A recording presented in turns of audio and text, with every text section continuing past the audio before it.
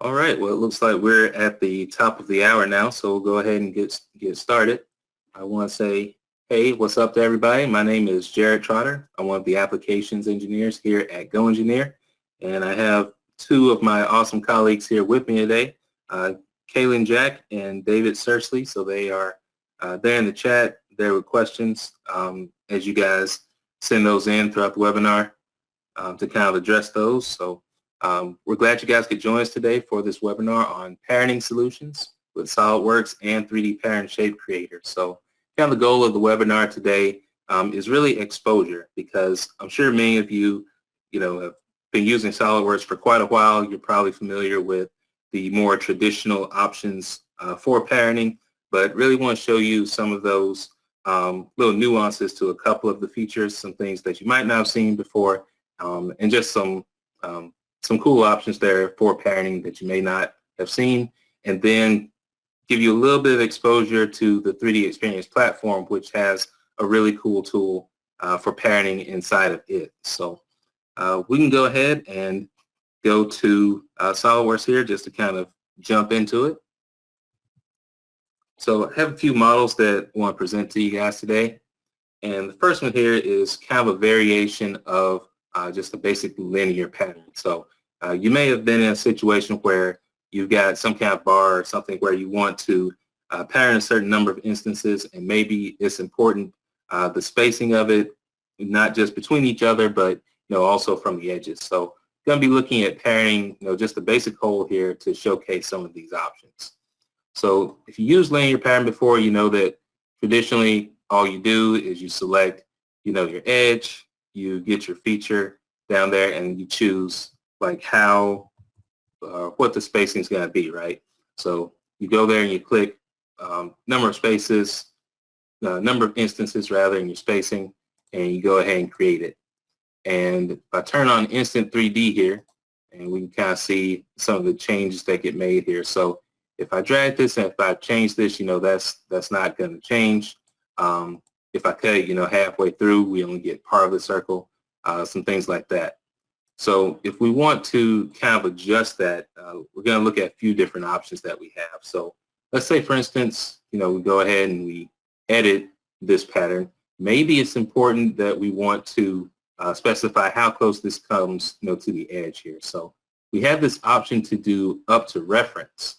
And when we do that, we can specify an edge to say, hey, I want my instances to actually stop, at this reference here. And if we do that, let's say we want to even specify the offset distance from that. So we can actually choose this option for offset distance. Let's say that's, I'll do that a little bit smaller, or maybe like 2 inches or so. So now when we do this, if we move this, then we won't get any that are kind of cut in half, because SolidWorks knows, okay, only do an instance if it's within or outside of that 2-inch range. And of course, if we want to, kind of match that on the other side, I can come in here and we make this offset distance the same. So, that's 3 inches there. And if we wanted to have that be equal, on both sides, then we can have our linear pattern reflect that. So we have our offset distance, right there. Right now it's 2. We could just say equals, and then select that dimension there. So now the offset is the same. So that's one example that we have. If we choose the edge feature here, so if we do, like I said, up to reference, then as we go ahead and we expand this, then that'll update and change. But let's say that it's important that the spacing between your holes not only stays the same, but that adjusts with your offset here. So how would you do that? Well, in that case, we're going to take a slightly different approach and do this more so on the sketch level. So I'm going to go ahead and suppress these two options and create another sketch here on this face. This time we're going to do a line that goes from one end to the other. And while having that line selected, going to go to a little known option here. Going to go to Tools, Sketch Tools, and then Segment. So when you use the Segment tool, then you can actually break up a line or even a curve into a series of sketch points or sketch segments. I'm going to choose 5 in this instance to reflect the fact that I ultimately want 5 holes that are going to be equally spaced along this entire length, whatever that is, so that the spacing is the same not only between instances but also between that edge there. So I can go ahead and click OK there, and now I'll create another sketch to just kind of keep them separate, and go ahead and put a circle here on this guy and give it a dimension for the diameter of it. Go ahead and create a cut.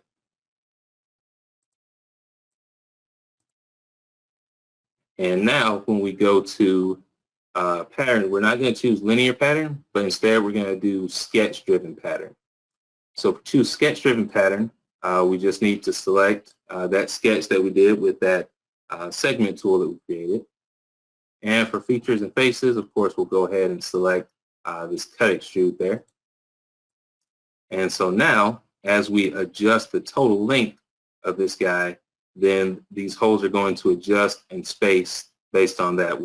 They'll stay at 5, and then the distance between these holes is also the same distance between the edges there. So depending on what your design intent is, you may use either the sketch pattern and in conjunction with that sketch segment tool, or maybe you just do the linear pattern with your offsets at each end, depending on whatever your needs are. So that's an option there. Just some variations on the regular linear pattern. And for the next one, we're going to go to kind of a combination between the linear and the circular pattern. And I want to show you the finished kind of example here, and then just kind of walk it back to how we got there. So here, this pattern may look a little bit on the complex side because you can kind of see where there's a circular pattern here. But in the linear pattern, you see we've got these circles that are getting bigger and bigger. So how do we achieve that? Well, let's go ahead and walk that back so we can delete our circular pattern. And I'm actually going to go ahead and delete the linear pattern as well, so that you can see on the sketch level of this cut extrude what we got happening, because that's kind of where the magic is happening here. So we add this sketch. Of course, the geometry that's actually being patterned is this circle here. And there's 2 things that I want to bring out. The first of which is the dimension that I've got created. So we've dimensioned from the center point of our circle here to the origin. And this is going to be a linear dimension as opposed to something like a radial dimension or something like that. And that will be important when we go to create our linear pattern. The other thing, as I go ahead and click on this circle, is that there's a tangent relationship here. So there is a tangency between the circle here and then this construction geometry that I've drawn, which I'm controlling by this angle. So those are 2 significant aspects of this sketch that are going to play into how we make this pattern be able to be adjusted and the circles be able to grow. So of course there's nothing out of the ordinary about the cut extrude. That's just normal through all cut. But when we go here to linear pattern, what I'm going to do is go ahead and go to features and faces and select this cut extrude. And then for direction 1, what I want to do is choose this dimension. You can use dimensions as a direction for a pattern if they are the right type of dimension, in this case, linear one. So we'll go ahead and click that.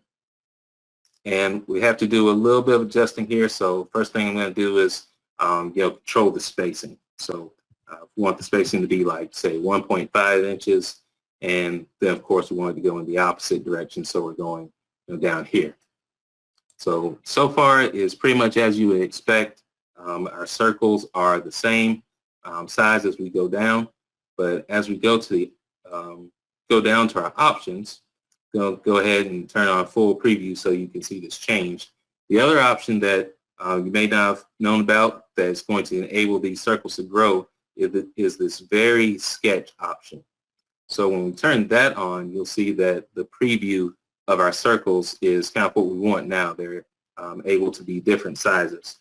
So what's happening is that tangency relationship, to that construction geometry we had is allowing these circles to kind of grow and dynamically be a different size as it gets patterned. So we go ahead and we click the green check mark there. Of course, that allows us to generate this varying linear pattern. And then, of course, the circular pattern is the same as you would expect. You can just pattern that along there, and we get our finished result. So that's kind of our first introduction there to Various Sketch. We have another model here that I want to show another way that you might use that option. So we'll go ahead and close out of this one and go to our next model here. So in this instance, the feature that we want to pattern is this cut revolve. So the idea here is we have this one cut revolve here where we can insert like a little gasket or an O-ring or something, and maybe we want to pattern that out, right? Maybe we want that to propagate out radially. So how to do that? Again, the magic kind of lies in how the sketch is created. So we go into the sketch here. I'll go ahead and click show and edit. And as we go in here, this is just a regular rectangle, nothing too key there. But remember we said that in our last one when we want to use Various Sketch and we chose that dimension for the direction, that's going to be the key aspect here. So if we choose Smart Dimension, and if we were to go to the center line here and choose that for a dimension, 0.5, what happens when we go ahead and use that, particularly for a revolve feature, that's going to end up changing to a radial dimension. So instead of dimensioning to the line, what we want to do is actually dimension to a point. So in this case, what we're going to do is dimension down to the origin as that center point there. And then that'll make sure that that stays a linear dimension as we create it. So we'll go ahead and click the green check mark there. And we can exit our sketch. So of course we've got our cut revolve. And when we go to linear pattern, we can choose our features and faces first. So our feature, of course, is our cut revolve. And our sketch should be showing up. Let's see, I think I showed it there earlier. It's having a little bit of an issue with it showing before. So we're going to see if we can get our different features to pop up here. Turn on our feature dimensions, and that should do it for us. So if we go linear pattern and we get our cut revolve there, and now when we go to the direction, we can choose that 0.5 dimension. So move this guy out the way. And we'll switch to full preview. And we do indeed get, our preview of how those circles will propagate. We can, of course, change the spacing of it. And you see as we change the spacing, we get more and more as you would expect. So again, that Varied Sketch option is turned on. If we turned it off, we would get kind of the more traditional, just linear pattern. But again, because of how we dimension that sketch that ends up being a revolve, when we turn that on, then we're able to achieve this result instead. So That's how we might go about using the Vary sketch for this type of application, a Revolve. And we're going to do one more option inside of SolidWorks here. And if you've taken the Essentials class, you might have seen this model before. You may have seen this even in some of our online videos. A lot of times what we'll do when we show this model is point out the fact that this cut, we're kind of offsetting this from a surface here. You'll see that right now this is actually offset 10 millimeters from this face. And normally what we do is we point out that if you want to do a linear pattern of this, so if we choose our direction, we get the spacing right, get the number of instances correct.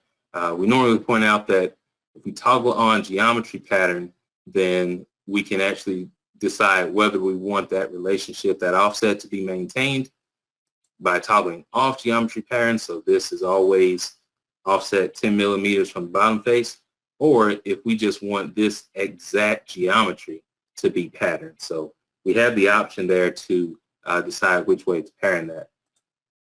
And that's a cool option, but what I would like to show additionally with this model is the variable pattern option. So we're going to see how we can change some other aspects of this particular cutout. So we choose the variable pattern. We have our extruded cut that we want. And the thing that we want to vary is going to be the distance for each of the instances as well as the diameter here. So what we'll do is we'll select the sketch where those dimensions reside. Click it right there. And we'll click Create Pattern Table. So we have this table that pops up, and a few notable things that we can do here. One is that we can go ahead and add some instances. So we can add 2. That's the total number that we want. And we also get to select which dimensions we're going to vary. So we'll click on this 20 dimension right here. That's going to be the spacing from the edge, and then the diameter of it as well. Now we could do this pretty as a regular pattern. I'm going to vary this a little bit. So first of all, the spacing, right? So we can choose that to be 50 in this column here. Maybe we go ahead and change this guy to 80, or whatever we want. And this diameter, we're going to have that vary, but not in a linear fashion like the spacing. So maybe we change that to 20, and then we make this guy something like 28, just something a little bit irregular there. So if we update the preview, we see that we get those different variations. We can change that however we want. So if we want to make something, a little bit more drastic there, we can go ahead and update the preview, click OK, and click the green check mark here. So now you get to have this pattern, still very much a pattern, but you've just kind of gone in there manually and changed these parameters a little bit to get exactly the ones that you want, instead of creating each of these maybe individually, as their own separate cut extrude. So those are some of the or maybe little known options inside of SolidWorks with your linear pattern, your circular pattern, being able to vary that, and then of course the variable pattern. So at this point, what I'd like to do is switch to another tool that is relatively new. So this is going to be within the 3DEXPERIENCE platform application. And I'll go ahead and refresh this while we talk about it. So if you've heard about 3DEXPERIENCE platform, you know that there are several different roles, several different apps that we have. And this particular one is in the 3D pattern shape creator role. So within that role, the actual application that we have is called XGenerative Design. And that's what you see here. That's the actual application where we do the modeling. And we have the ability to do kind of traditional modeling like you would in SolidWorks or more standard CAD applications, but we also have the ability to do what's called scripting in order to modify our dimensions and our geometry the way that we want.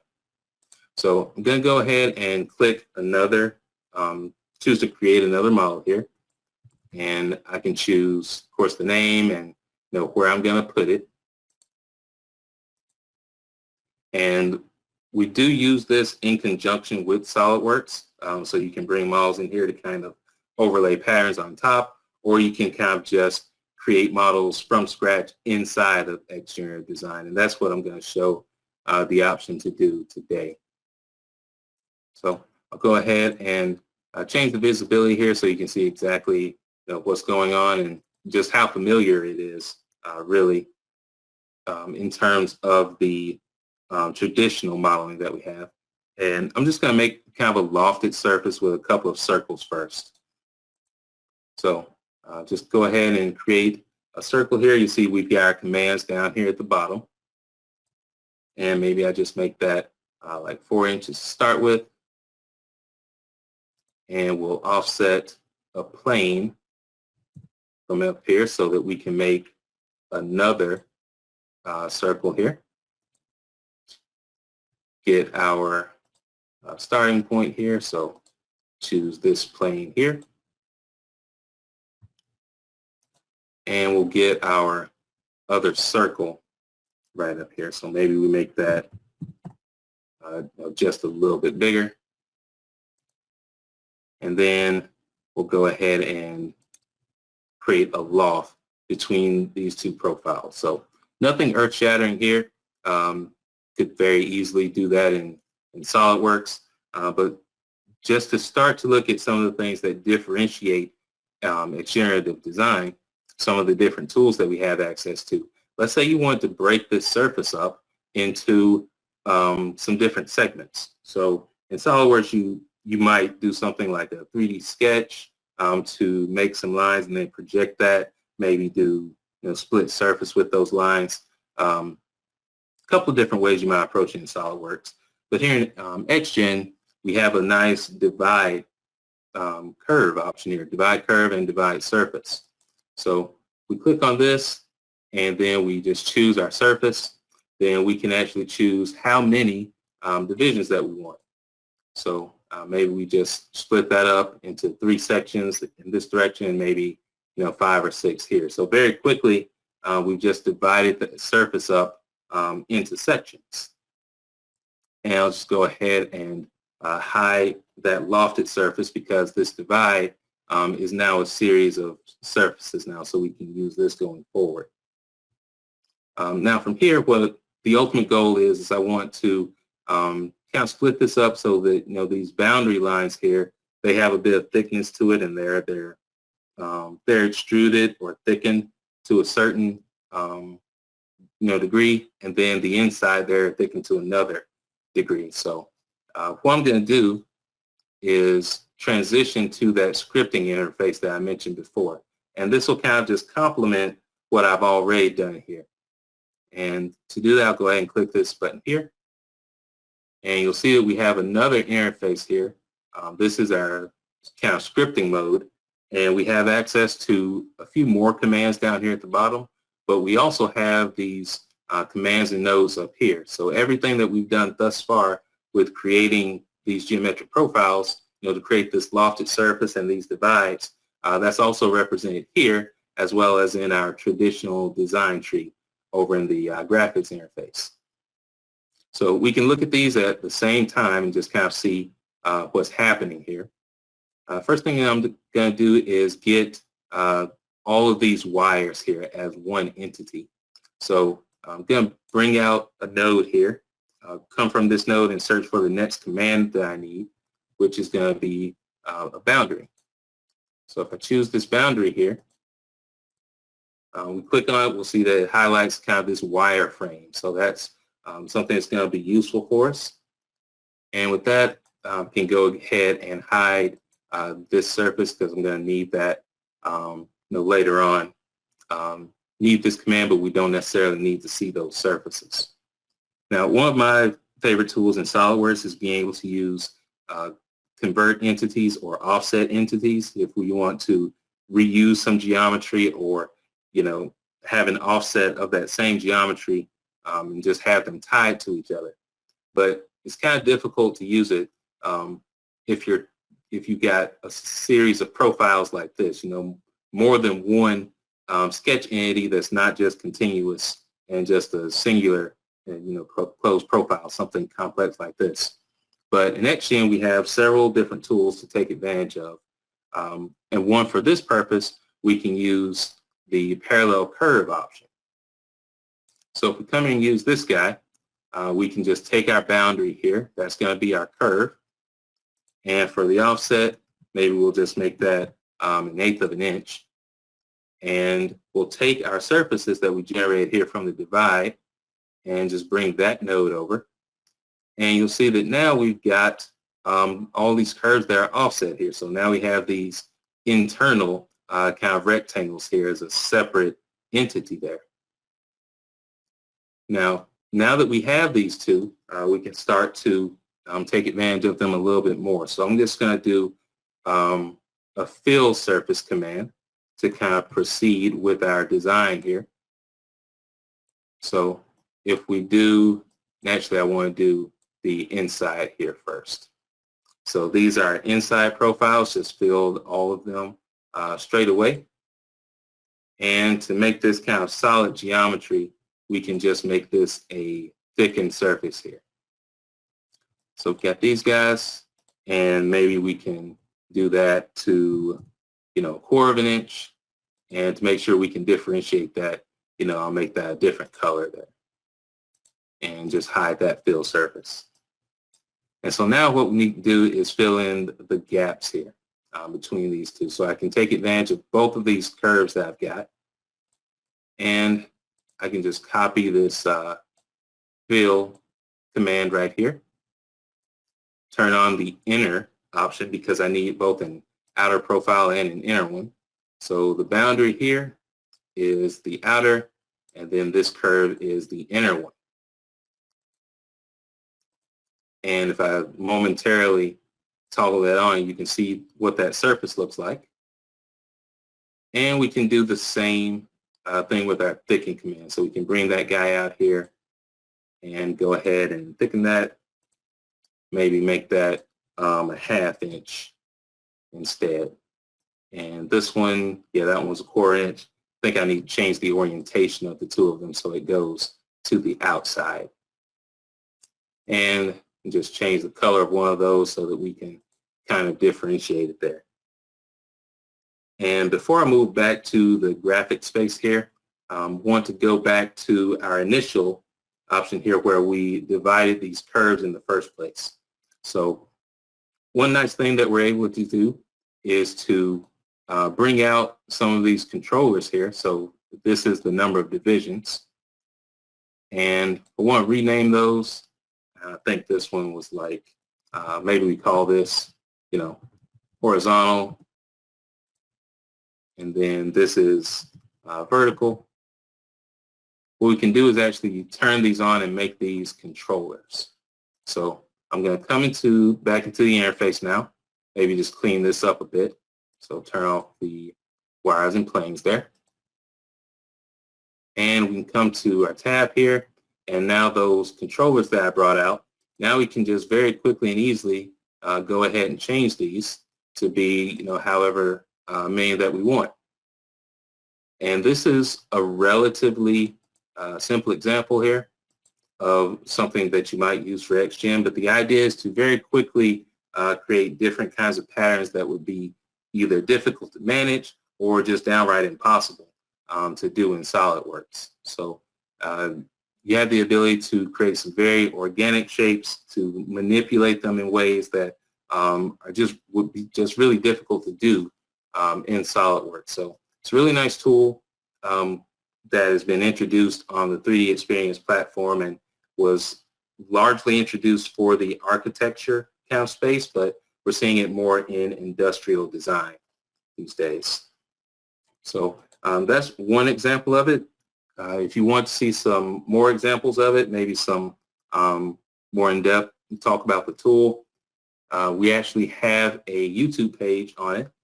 So on our 3DEXPERIENCE tutorials page, We talk about the 3DEXPERIENCE platform quite a bit on there. I have a lot of explanation about it. There's actually a full playlist that we have, an introduction to generative design, and we're adding more videos to that, so this list will grow in time. But again, just want to kind of give you guys some exposure to these different tools that we have, both in SOLIDWORKS and then on the 3DEXPERIENCE platform. So that's largely what I had for this presentation today on parenting solutions with SOLIDWORKS and 3DEXPERIENCE. So I'm really glad that you guys were able to join us today, and we can go ahead and open it up to questions that you guys might have now. Yeah, so that is a kind of extensive and growing list of things that we can do in XGen that we can't do in SOLIDWORKS. So if I go back there, one of course was the the option to do the subdivide there to create different features there. And I'm kind of going off script now because that's a loaded question, but I'm excited to answer it because I really like this tool. If I go to, say, for instance, I'm just going to open up another model that I have because I think it'll show it a little bit better. So I'm going to go to my bookmarks here and see if I can open that guy up. So bookmark editor, and you guys get to see a few of the models that I've worked with here. And some of these, a lot of these are actually on that YouTube page that we've got. So let's see. I think XGen, that's where I have them. And this one here, so this is a coffee sleeve that I generated. One of the things that we can do here is create kind of a varying range of a color palette here. So this option here, you'll see that there's a variety of colors where we've applied just kind of a range to it. And that's because of, in the graphic space, the different thicknesses that these are applied to, because very much like the model that we just did, we can apply a thickness to a surface here. But what I've done is actually do a color gradient. So this actually ranges from red to blue, and based on the thickness of it actually drives where this lies between those two color ranges. So that's one thing that we're able to do. We can actually we can vary list. So as you create a series of lines or a series of points and you want to just quickly take those out, we have a range of options here for how we can combine our list. If we want to take just a few out, you can change it there. So yeah, the answer to your question can be very, very long, Caitlin.